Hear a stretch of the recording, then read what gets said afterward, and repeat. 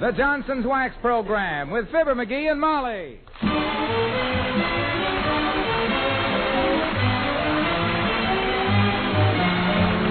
The makers of Johnson's Wax products for home and industry present Fibber McGee and Molly with Bill Thompson, Gail Gordon, Arthur Q. Bryan, and me, Harlow Wilcox. The script is by Don Quinn and Phil Leslie. Music by the King's Men and Billy Mills Orchestra.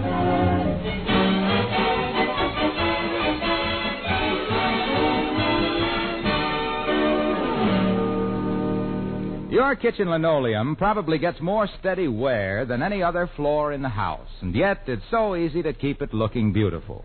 Just use Johnson's self-polishing glow coat. Your linoleum will be brighter and cleaner, and your kitchen will be a more cheerful place to work.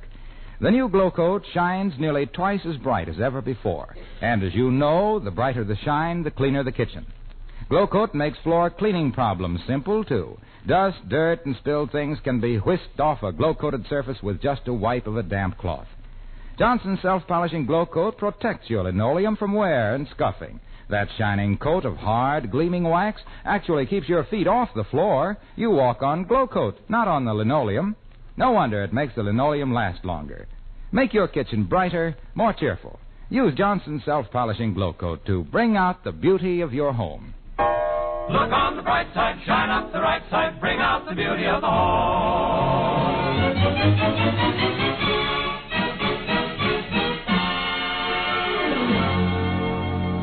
Did you ever get a circular in the mail that said, and I probably misquote, "We pay big money for old books"? Well, it's that sort of thing that has sent our Mr. McGee of 79 Wistful Vista pursuing many a wild goose. Listen to him now as we join Fibber McGee and Molly.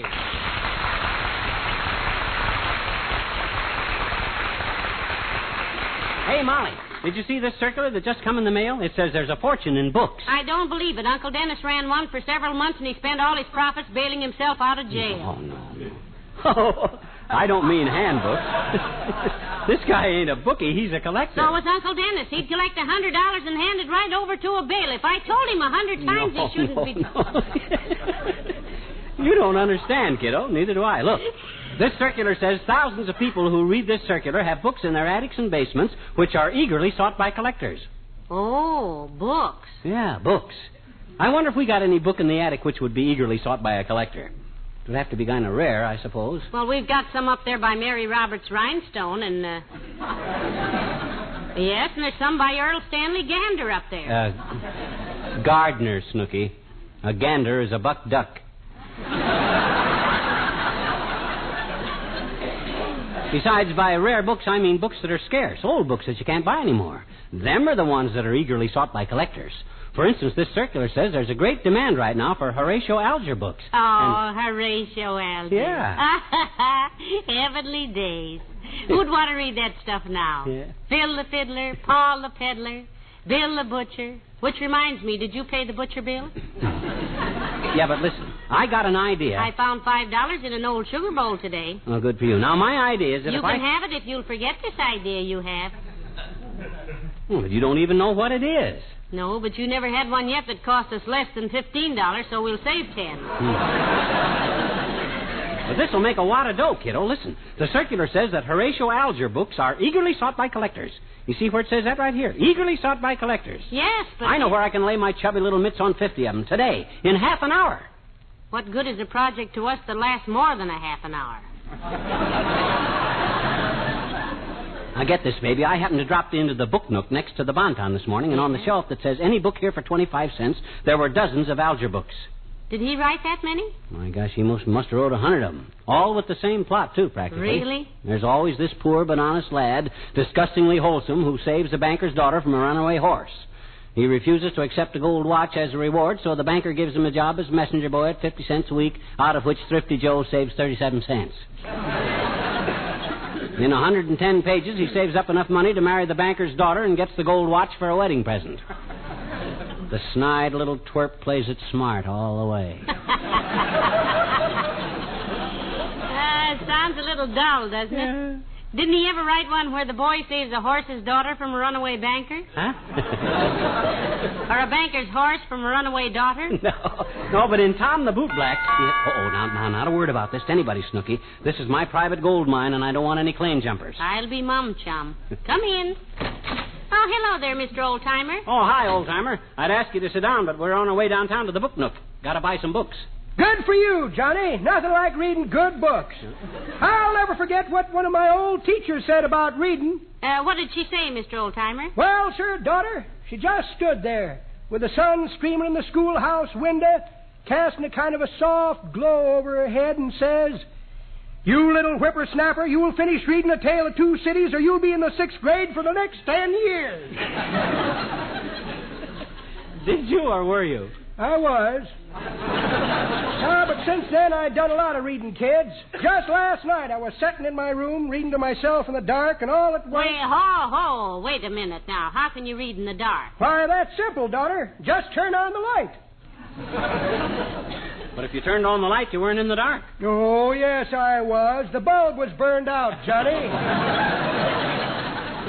Well, if you turned on the light and it was burned out, how could you still read? Had a flashlight. Oh. Well, that's different. Nope. The batteries was dead. Now, this is nonsensical, Mr. Old-Timer, sitting there reading in a dark room. What were you reading? A neon hosiery sign across the street, daughter. I love neon. Ever stop to think what neon spells backwards? It spells no one. And no one loves neon like I do. Why, some of them colors... Now, if you'll excuse us, old-timer, we got to go down and buy some books. Aye, certainly, Johnny, and I'm proud of you for doing it. Though I don't care much for books myself. Started one last week and just had to quit it. Why? Too much printing in it. The pages was all full of words. Well, some books are like that, old-timer. You ought to try a book of cigarette papers. Well, this was the most mixed-up yarn I ever read, kid. Yeah? Started out with a character named Aardvark and a feller named Ab, and just went no place from there. Well, who wrote the book? Oh, some fella named Webster. He'll never get any place, though. He'll never get any place. His plots don't hold up. That was Noah Webster, old-timer. He quit writing books after that and started a dance band. He did? Haven't you heard of Noah's Ark? Oh, dear. Noah's Ark? Yeah. That's pretty good, Johnny. But that ain't the way I heard it. I didn't think it would be. Nope, the way I heard it, one feller says to t'other feller, he says, what do they mean when they say a man is presidential timber? Well, says t'other feller, they mean he can look green and act grown. He ain't too sappy or shady. He don't mind getting the bird. He knows when to bow and leave. And he can bark when necessary. Spends a lot of time on the stump. Keeps his trunk packed and falls the right way where they give him the axe. Well, come on, kid.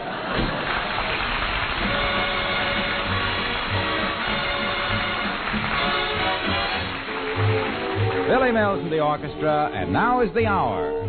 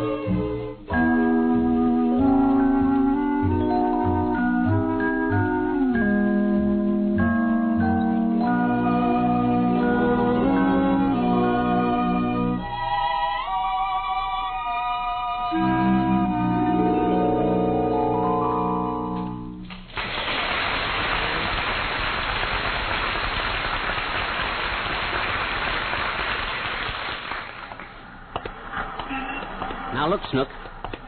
When we get in this book nook, we got to play it kind of cagey, see? We ain't the least bit interested in buying any old Horatio K. Alger books, see? Why, we are, too. That's why we came down here, to buy up all the old Alger books he had. Yeah, sure. That is what we come down here for, but we don't want the guy to know it, see? He'll hike the price on us. We got to act like we're not interested. Well, all right, but it seems a little dishonest. Huh? I'll probably blush every time he looks at me. You do that. You look pretty when you blush. That'll distract his attention off of me. Well, come on, let's go in. Heavenly days, look at all the books. Mm-hmm. Who writes all those things? Mm-hmm. We certainly haven't had that many secretaries of state. Now, let's just pretend we're browsing, kiddo. Why pretend anything? The proprietor isn't paying any attention to us. Oh, no. You slip a $10 book under your coat and start to walk out. He don't know we're here like MacArthur don't know he's being mentioned as a candidate. You try to take a book and McGee, look who just came in. Mr. Williams, the weatherman. Hello, Mr. Williams. Oh, hi, Foggy, old man. Hello, Mrs. McGee. Hello, McGee. If you'll pardon my saying so, it's lovely weather we're having, isn't it? Yes, it is, Mr. Williams. You a book lover like us, Foggy? Yes, in a way, McGee. I'm also an author of sorts. Heavenly days, an author. Well. You mean you wrote a book, Mr. Williams? Yes, I did. It was about an expedition I made 4 years ago to the interior of Africa, studying equatorial weather. Very adventuresome trip, too. Any trouble with natives, Fog? One of our members was boiled and eaten by cannibals. Oh. Yes. Yes, we buried his sun helmet and put a simple little marker over it. Stuart Jones, that was. How terrible. What did you write on the marker? Just one word. Stew. How about wild game, Foggy? Oh, we had some splendid ones, McGee. One night I was holding a full house, aces over kings. No. Oh, you mean animals. Well, one day in the dense jungle, I was taking humidity recordings when I was charged by an enraged bull elephant. Boy. I fled for my life, but tripped over a pygmy, fell, and fractured my hygrometer. Oh. Yes? Yes, I did. As I lay there helpless, I saw this huge bull loom over me, ready to stamp out my life. Well, I'd have grabbed his tusks and tried to throw the bull.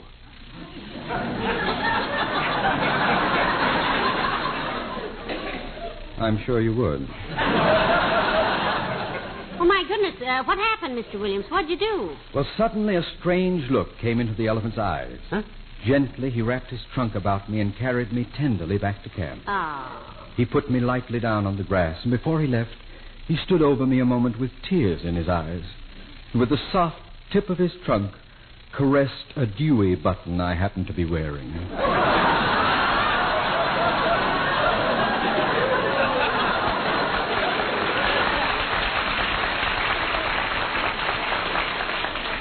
Darn good thing for you, Foggy, they didn't have wild donkeys in Africa. Yes. Well, I must be getting along. Good day, probably. So long, Foggy.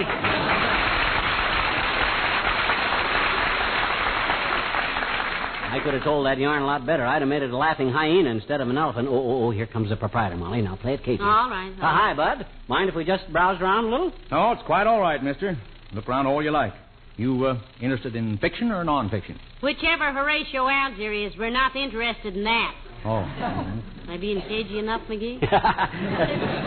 She likes detective stories, Bud, but she always shuts her eyes when she comes to the murder part, so she never does seem to find out. Excuse me, folks. There's my telephone. Now, go ahead, Buster. We'll just browse around. Book Nook. Yep. No, ma'am. It ain't a cookbook, and it ain't Crisco. It's the Count of Monte Cristo. Now, don't mention it, ma'am. Sure get some dumb questions from folks. I'll bet you do at that, Bud. Hey, are all these books down on this table selling for 2 bits? Well, to tell the truth, they're not selling at all. But I'm asking 2 bits for them. Oh. Well, if you folks want anything, now you just call. We will. Yeah. Oh, look, dearie, here's a whole pile of old Horatio Alger books, but who'd want any of those old things? Not us, I'll bet. No, we wouldn't want any of those Well, old hello there, pal. Hi, Molly. Thought I recognized those voices. Oh, hi, Omaha. Hello, Mr. Wilcox. What are you reading? It's a Western story. It's called Roaring Six Guns by Ramrod Riggs. You ever read it? No, I don't believe so, Junior. I got a new one last week, though, but it wasn't what I wanted. He bought a book called Longhorn Steers, Mr. Wilcox, and it turned out to be a book on how to play the trombone. Well, this Ramrod Riggs really knows the Old West. I just got to where Tex Vanguard, the hero, knocks a man down for insulting the new school teacher in front of the Last Chance Saloon. Yeah, they all start out like that. He'll marry her on page 248. I doubt it very much. This is a man teacher. Oh, no. Town was too tough for decent women. I see. Shall I read you some of it? Well... No, thanks, Omaha. I don't Hey, think... just listen to this. This is real literature. Yeah? The motley crowd cowered before Black Pete's menacing guns as he shot two faro dealers and leered at Klondike Kate, the gambler's daughter. Suddenly, a calm, gray-eyed figure sauntered up to the bar, and a hush fell over the room. I know, Martha Graham. It was Tex Vanguard, U.S. Marshal from Dodge City, the terror of evildoers and bringer of law and order to the raw frontier. That's Randolph Scott. I'd know him any place.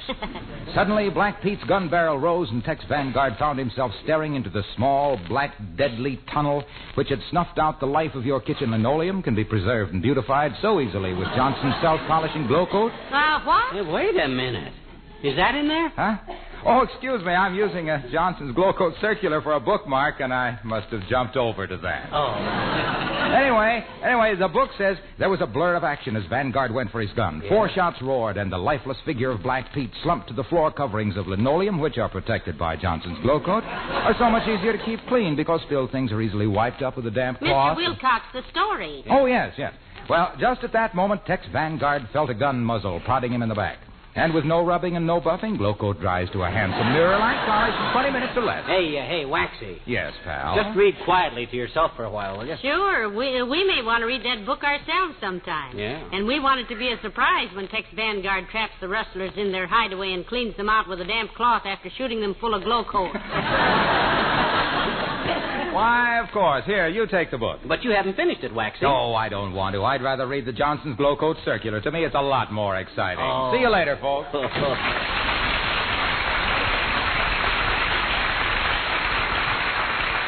Hey, Molly, I got an idea. Yes? Look, you go to the other end of the store and start talking to the owner, see? Distract his attention so I can look over these Alger books. Too late, dearie. Here he comes. Huh?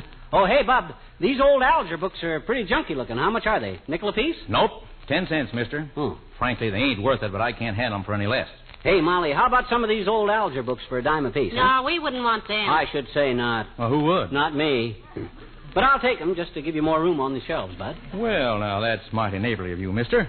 Let me see, there's about 108 of them up there. You can take the whole lot for $10. $8. $9. $9.50. 10? $10.50. $11, and that's my last offer. Okay, $11. But you drive a hard bargain, mister. Well, I'll get some cord to bundle them up.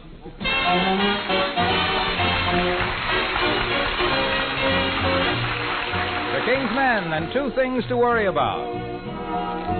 Worry, worry, worry, worry, worry, worry, worry. I've got me double trouble. Worry, worry, worry, worry, worry, worry, worry. My cares all come in fair. I got 2 things to worry about.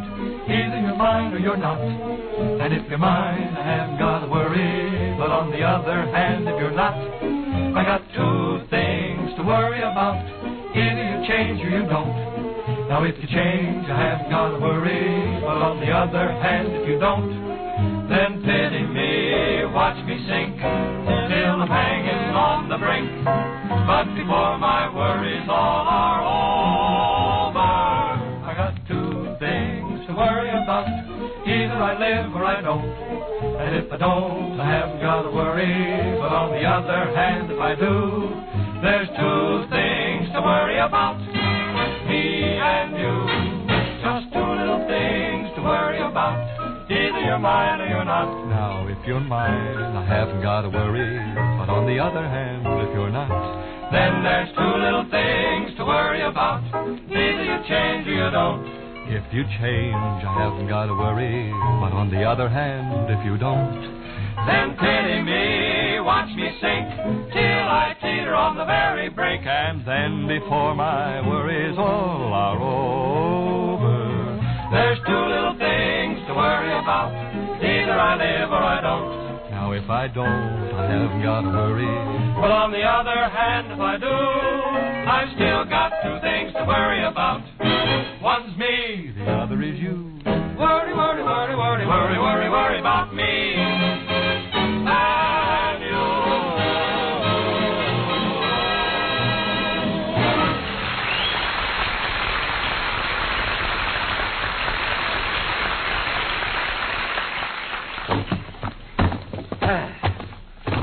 Boy. Well, now that we're home with these books, what have you got? A sore arm from lugging these books. You'll find out what I got, though, when that book collector gets here. I phoned him from the drugstore and told him I had a collection of Alger books that was a collector's dream. I think you got your money's worth all right. The titles alone, you... Oh, now stand back, kiddo. Here comes opportunity. Come in. Oh, it's Dr. Gamble, McGee. Come in, Doctor. Hello, Molly. And good day to you, drumhead. Hi, Phil Pitcher. I thought you were somebody important, but come on in anyway. If I were somebody important, why would I be calling on you, Pop-Up? We thought you were a book collector, Doctor. He was expecting one. And why not? He's had every other kind of collector on his trail. Why, he's... Hey, where'd you get the pile of penny dreadfuls, Dreadful? I bought them, Fatso, at the Book Nook, next to the Bonton. There's a guy coming over here to buy Let me see those. Horatio Alger. You betcha. Great Scott, I haven't seen books like these since my kid days. You never had any kid days, and you know it. You were born at the age of 42 with a gold probe in your mouth, and you've been... Aren't these titles wonderful, Molly? Look at this. Do or Die, Paul Pearson's Pluck, Boot Black to Banker. Oh, that's a great title. All a boy had to do to get rich in those days was invest in a box of shoe polish and a brush and wait. What's so different about that? Doc Gamble started out with a $1 watch and a calomel tablet, and look at him now. Oh, McGee. That's not true, and he knows it. I had a thermometer, too, when I started out. I'll say you had a thermometer. The only thermometer I ever saw that had 3 degrees of fever painted right on it. You got rich with that thermometer. Now, McGee, stop it. Dr. Gamble isn't rich. Certainly not. Just handsome and talented. Oh. Say, look at this one, Molly. Ned the Newsboy. There's the book that changed my whole career. Changed your career? What happened? You cut your thumb turning the pages and decided to take up medicine? No, I was working as a fire watcher for the Forest Service, and while I was reading this book, 300 acres of timber burned up. Well, McGee expects these books to change his career, too, Doctor. We're going to be rich any minute now. Oh, I hope not. I like McGee just as he is. Do you really, Doc? Yes, I do. Yes, I do, McGee. Dumb, floundering, inconsistent, rude, and uncouth. I'm as couth as you are. When I think what you'd be like if you had money, I shudder. And when I shudder, walls crack for miles around. Oh, now, you wouldn't mind if we got wealthy, Doctor. We'd still come to you with our troubles. Yeah, and speaking of troubles, I never will forget the time I was working in that clothing store back in Peoria. I had more... You never told me you worked in a clothing store, McGee. I never told you about that. You never did, no. Well, sir, I was a clerk in this clothing store, see, specializing in sweaters and sport coats. I sold a guy a cashmere sweater and a check coat one day, and he gave me a check for the check coat, but he paid me cash for the cashmere. Well, sir, when I give the cash to the bank cashier and chuck this chap's check on the counter for cashing, the cashier checked the cash in his check cashing account and double-checked the check against the check stubs and found the check checker had failed to check the exchequer and there wasn't enough cash to cash the check I got for the check coat, so the chump chucked the check back to me and checked out the door.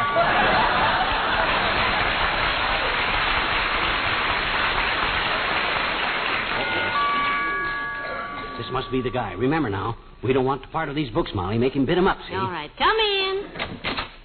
Good day. I'm looking for a Mr. Fibber McGee, incredibly enough. Come right in, Bud. I'm Fibber McGee. Thank you. And this is my wife, Mrs. McGee. How do you do, I'm sure. And this is Dr. Gamble, Bud, in case you ever want your appendix taken out and a scar left on your tummy that looks like you've been hit by a road scraper. How do you do, sir? I've heard a lot about you, Doctor. I'm K. Stanley Flyleaf, the book collector. Oh, yes, I've heard of you, too. One of the country's leading bibliophiles. Let him show you his bibs and files later on. We got business here. You are the gentleman who called me and said he had a selection of Algers? Oh, yes, he's the one, all right, sir. There they are, right there on the table. Ah, yes. If you don't mind while I... Oh, sure, help yourself. Oh. Huh? These are not first editions. What? In fact, none of them is. What's that got to do with it? They're Horatio Alger books, aren't they? Oh, certainly, but I can pick Algers like this up in any bookstore for 3 cents apiece. These are worthless. Oh, but he thought... I rather doubt it, madam. And I'm sorry we wasted each other's time. Good day, sir. Good day, Doctor. Good day. Been nice knowing you. Hey, watch out for that doorstop, Bud. It's right in the door. You'll fall. Oh. Doorstop. Heavenly day. I'm so sorry, Mr. Flyleaf. Are you hurt? No, he isn't hurt, are you, Flyleaf? Are you hurt, Flyleaf? What's he staring at? That old book we've been using as a doorstop. What's wrong, Bud? I say, why didn't you show me this? Why? This is a first edition of Uncle Tom's Cabin. Harriet Beecher Stowe. Very rare. Will you sell me this? Sell that? Of course not, Bud. We need that book. We lean it against the door to hold it open whenever we don't... Oh, but it's worth $200, McGee. What? $200? Oh, just make out the check to F. McGee, Bud. For that kind of dough, I'll lean against the door myself.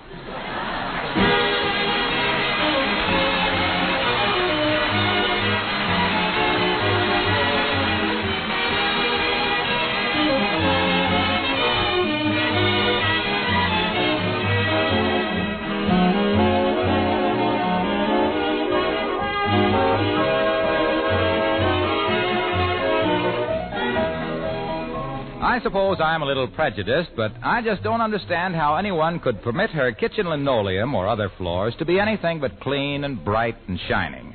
It's so easy to make floors glow and gleam with Johnson's self-polishing glow coat. There's no rubbing or buffing. All you have to do is apply and let dry. You'll be proud of that rich, new floor beauty every time you walk across it. A shining coat of glow coat makes your floors easy to keep clean, too. Dust, dirt, and spilled things can be whisked away with just a wipe of a damp cloth.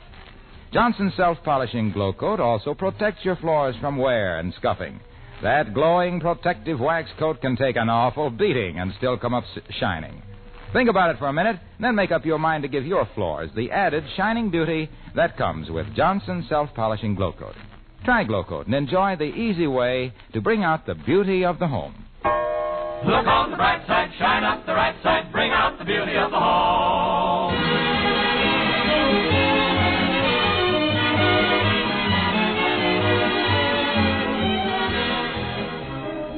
Oh, these Alger books are wonderful, McGee. Here's one about a boy who rescued a millionaire's baby from under the wheels of a horse car. Oh, that stuff's dated, Molly. You think so? Why, certainly. That rescue stuff's no good anymore. My gosh, I yanked a guy out from under the wheels of a 10-ton truck one time, and what did I get? A poke in the nose. A poke in the nose? Yeah. Heavenly days, why? He was trying to change a tire, and I was the third guy that rescued him. Oh. Good night. Good night, all.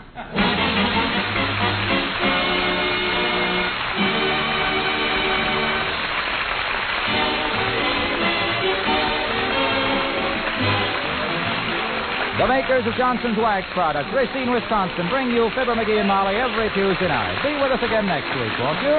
Good night.